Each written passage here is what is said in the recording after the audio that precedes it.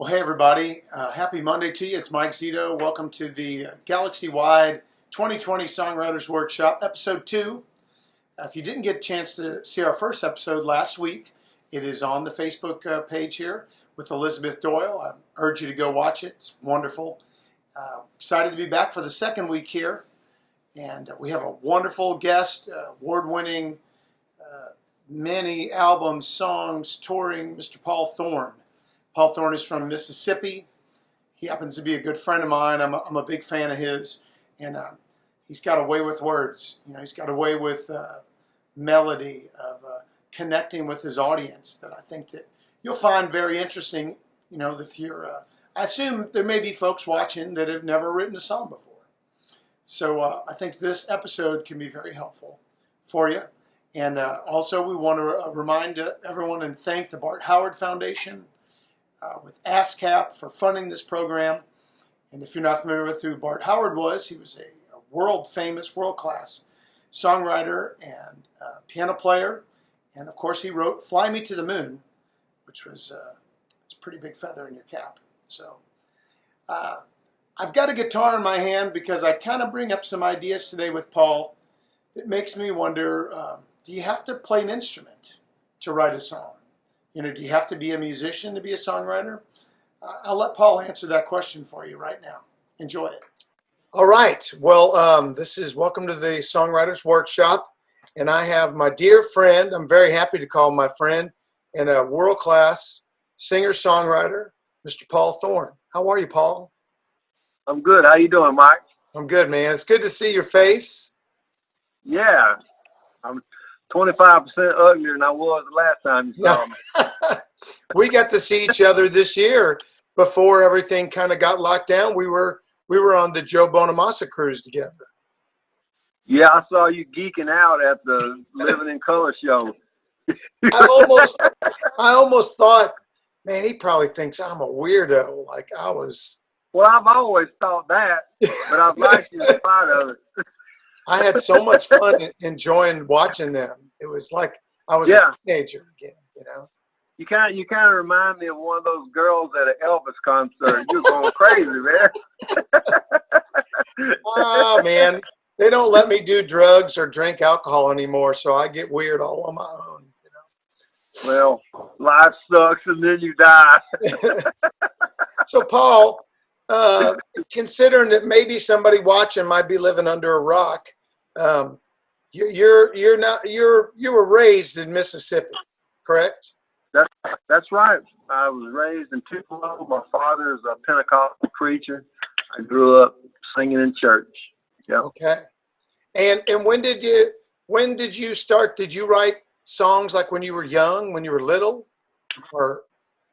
Yeah, I started writing songs when I started writing songs when I was about 12 years old, writing about, you know, girlfriends and at school and writing romantic songs. Yeah, kind of. That's the way I started. Did somebody else in your family already do that, or did you just start doing it? No, this is going to sound crazy, but my cousin was the keyboard player in Parliament and the Funkadelic, my first cousin. Okay. And he came to our family Christmas one time, and he was like one of my idols and my heroes, and I wanted to be like him. And he heard me playing these corny songs I had written in my room, and he thought that even though my songs were not put together well, he could see that I had some raw talent. And so he introduced me to this gentleman named Billy Maddox, who I met at 17. And when I met Billy was already an established hit country songwriter. He wrote a bunch of songs in the 80s and 90s that were hits. And he saw that I had potential, and he started working with me 2 nights a week, teaching me the craft of songwriting. And Billy Maddox is the guy that I learned how to write songs from. Wow, that is fantastic. So you mentioned, this is interesting, you mentioned the craft of songwriting, because it is certainly is a craft, but there's a lot of different ways that we could come to a song. So just simply, what did you kind of learn with 17 about the craft of songwriting? Well, I learned what a verse was. I learned what a chorus was. I learned what a bridge was. And I learned how to put those things all together, you know, and there is a method to it. And my songwriting mentors have mostly been country songwriters. And when I say country, I mean old school type, where the songs are a little bit more adult oriented and they're story songs. Right. And I think the verse needs to lead into the chorus with what it's saying. And if you got a little extra something you want to say at the end, you can make a bridge out of it. But it's all got to go back to the chorus. And I do try to make my songs where people can sing along. I'm big on sing along and hooks. I love that. Yeah, I am too. Absolutely. And you're very good at that. So do you remember, like, once you started to work on this, the songcraft of, like, the idea of, we'll have a verse maybe, and then do you remember what kind of song you wrote? Was it maybe like a 3-chord song or a 4-chord song? Was it kind of a blues song? You said a lot of times old country songs are similar, you know, to blues songs in their form. Yeah. Yeah. I'm not sure I understand the question. Well, like, you know, I always think when someone's writing a song for the first time, like some kind of a 12-bar type of a song. Oh, yeah. It gives it like a simple format to start to work from, you know. Yeah. Yeah, I learned, first off the bat playing guitar, I learned G, C, D, and E minor. And those are chords you can play just about anything with, unless it's a Rush song or something. And so all my songs are real simple. All my songs are real simple. There's no frills on them. They're just little story songs. But the first one I wrote was a song called that I ever wrote was a song I went to church camp and I met a pretty girl. And then after church camp, we wrote 3 or 4 letters back and forth. But she lived in Jackson and I live in Tupelo, and I was too young to drive. And so the 4th letter she sent me did not have any perfume sprayed on it like the other ones did. And so she broke up with me over a letter, and then I wrote a song called Maybe Tomorrow I Won't Hurt So Much. That's good. Yeah. It was a crappy song, but I meant every word of it, you know. It came from a real place. Yeah, so you bring up the next question, you know.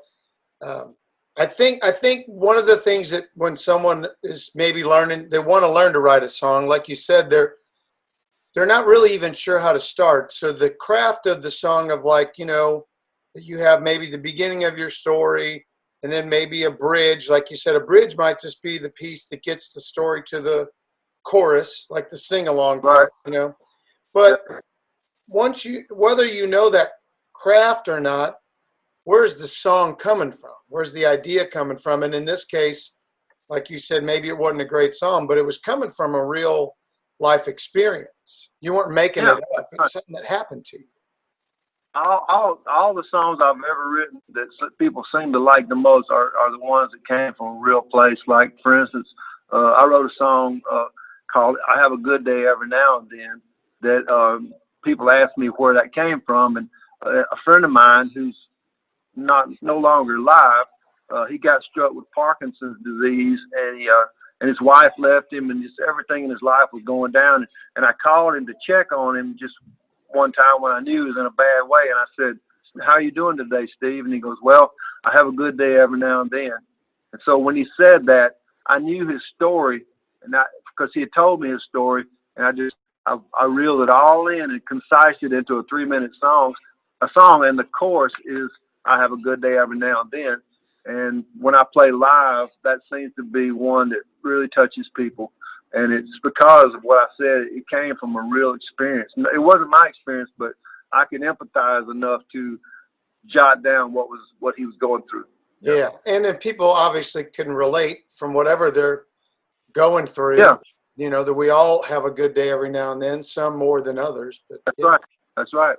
So even though maybe you don't write a song, just every song specifically about Paul Thorn, but you're listening, I guess you're paying attention to people around you, the world around you, your friends, your family. A song could come from anywhere, right?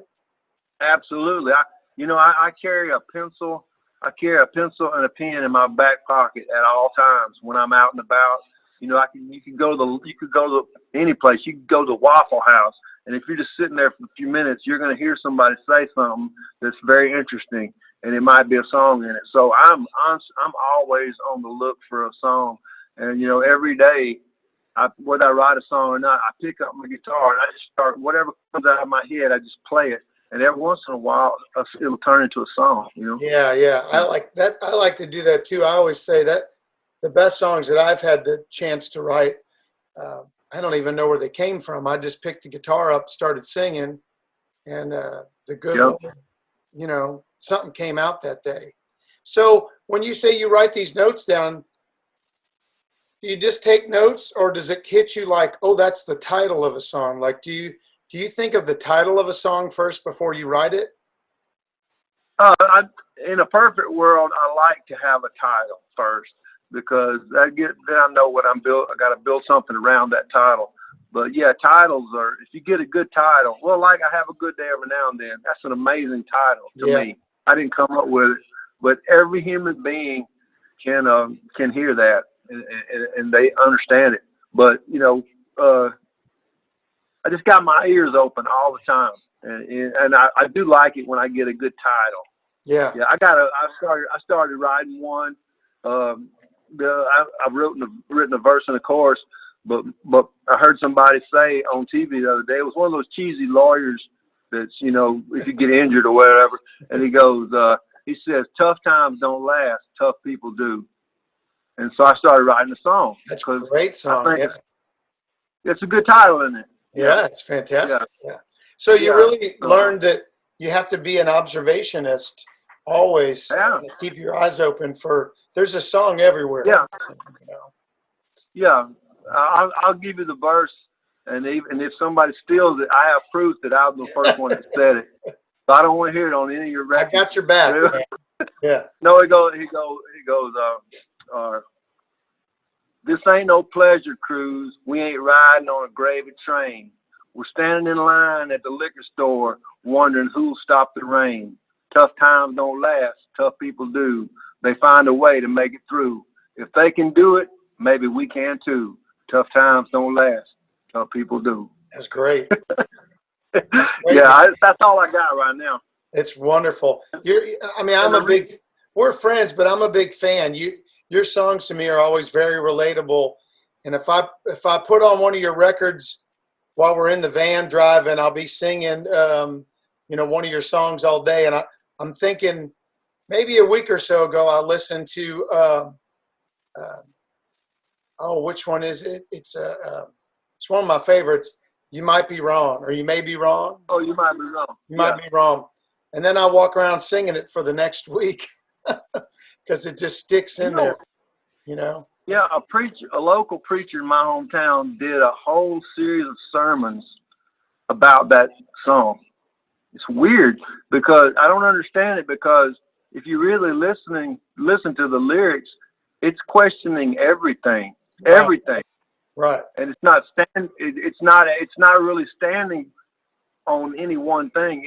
It's asking it's saying whatever you believe, you might be wrong. And a lot of people, I was surprised that a preacher uses that, because it's even attacking what he stands for. Sure. It's not really attacking.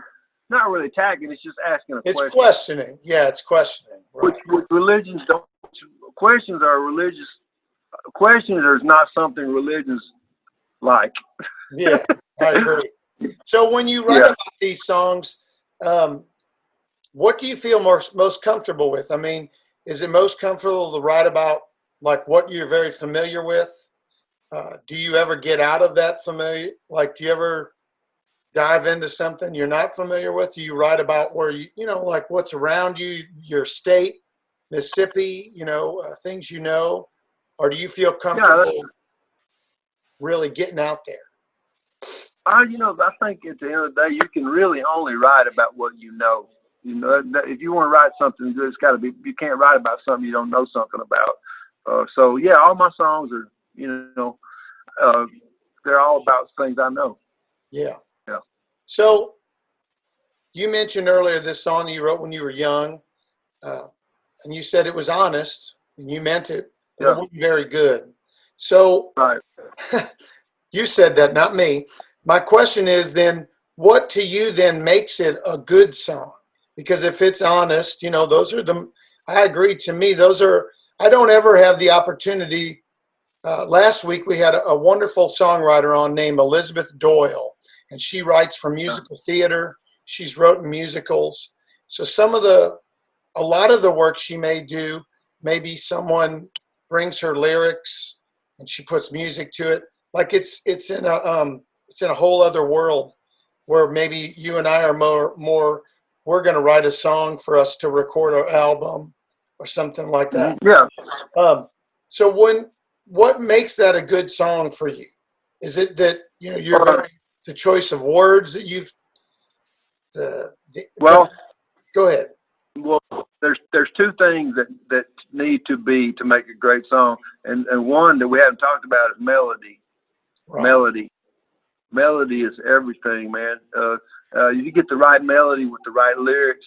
And my early songs, the reason I say they weren't very good is I knew what I was thinking in my head, but I didn't know how to put it into words where somebody that never heard it would know exactly what I'm talking about. My lyrics were vague and abstract, and I was unschooled, and I didn't. But now when I write a song, I try to think about this. The master of writing a song with economy was Hank Williams Sr. And I try to write like that, where every line is a stinger, and every line means something. You listen to old Hank Williams songs, all his songs were just like every line was bam, bam, bam, and it was meat on every line. And so I tried to do that. I try to make it, and it takes a long time. I haven't recorded an album of original material in 6 years, but I just finished my first album of original songs.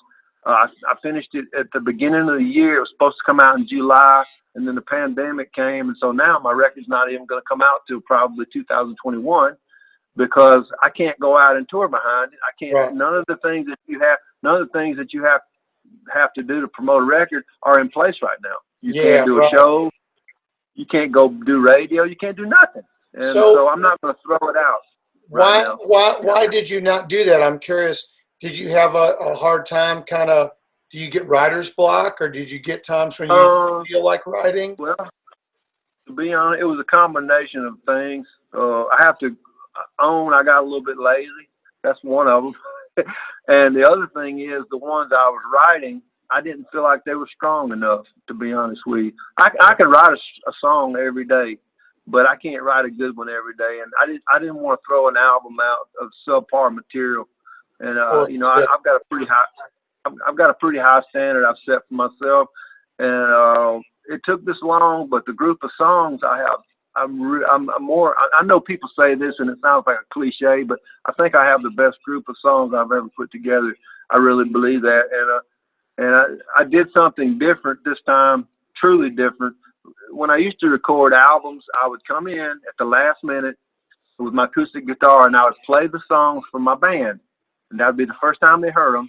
And then they would go, I'd put my guitar down, and then they would play, and I would just sing.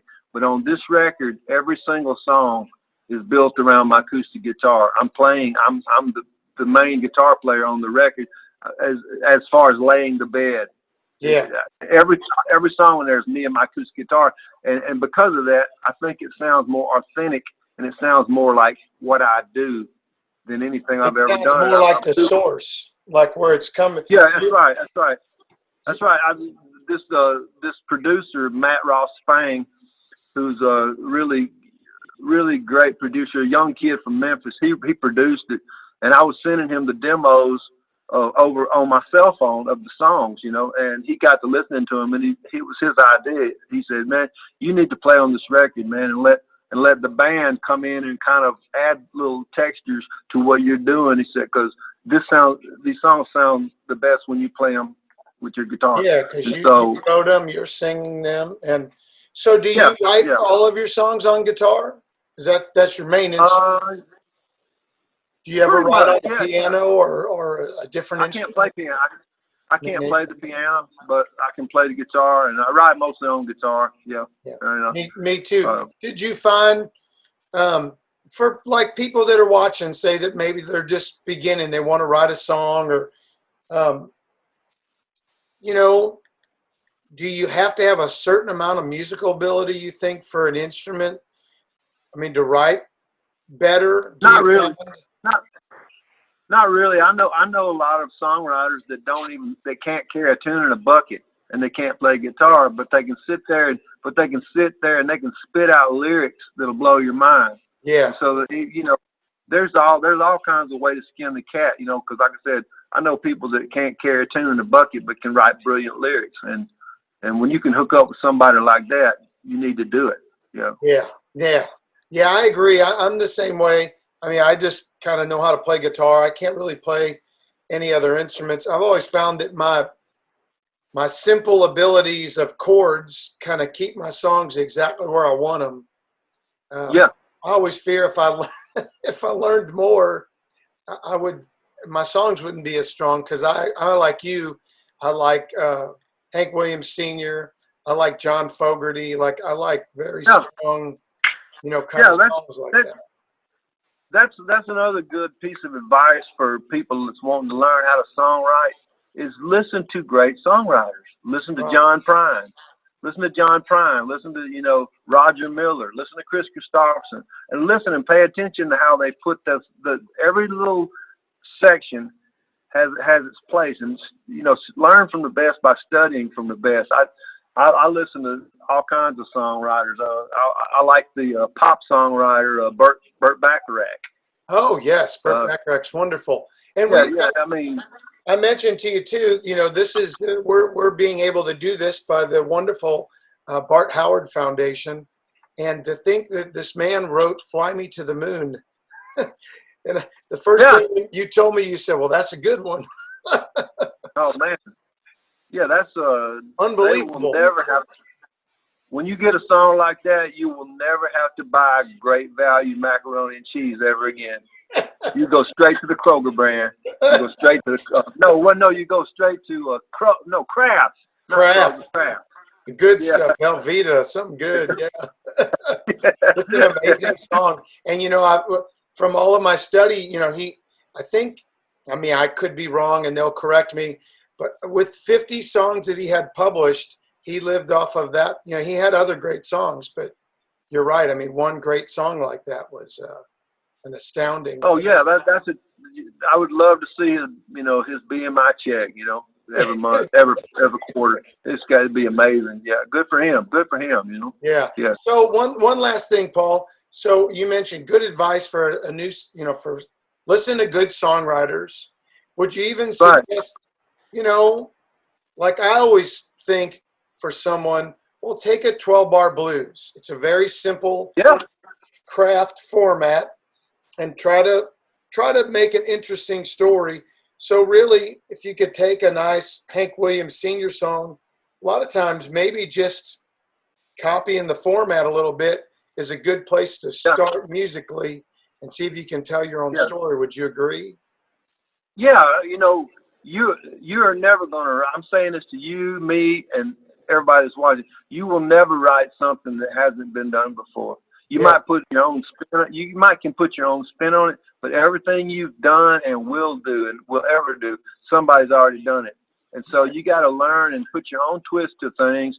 Pick, and you can listen to different songs, and you can actually borrow little snippets of melody. You can maybe borrow a word here or borrow a word there, and that helps too. That's not I don't consider that stealing. That's just now. If you take a big old bar, if you take a whole bunch of it, that's one thing. But if you just take a word here and a word there, and it influences you and makes you have a better song, do it. I do it all the time. I do it all the time. Right.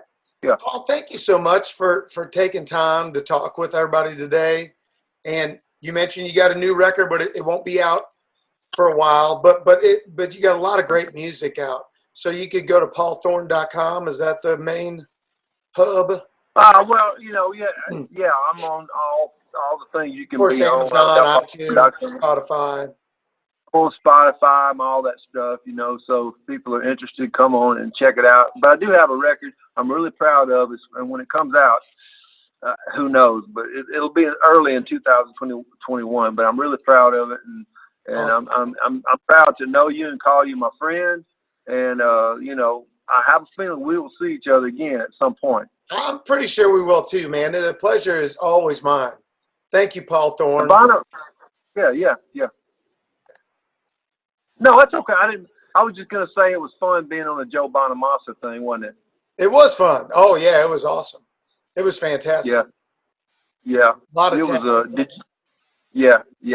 was cool meeting Paul Schaefer too. Yeah. Wow. Yeah, he was directing. Did you go? Man, that's what I was thinking. When I went in there for the rehearsal, when I got there, I had to be somewhere else doing a sound check in like 15 minutes. And so I didn't even know Paul. And I said, hey, man, I'm not trying to be a jerk, but could I do my little part here right now? Because I have to be at sound check. And he just went, change of plans.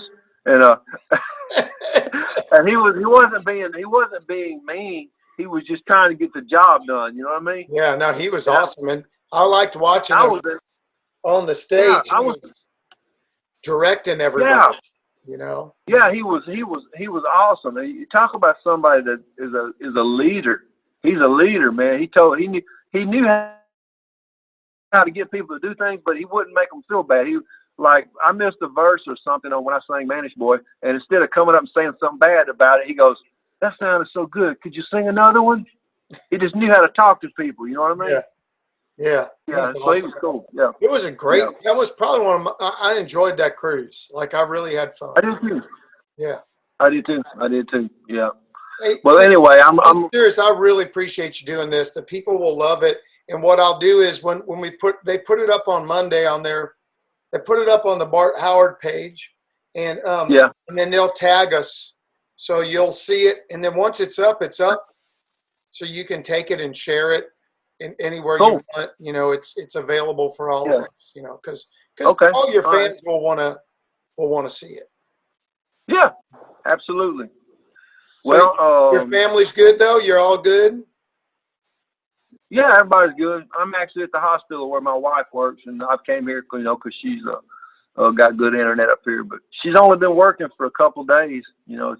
The place is not fully open. They're just like at 50% right now. It's actually a hospital fitness facility that she works out. She's an instructor, and everybody's coming back slowly.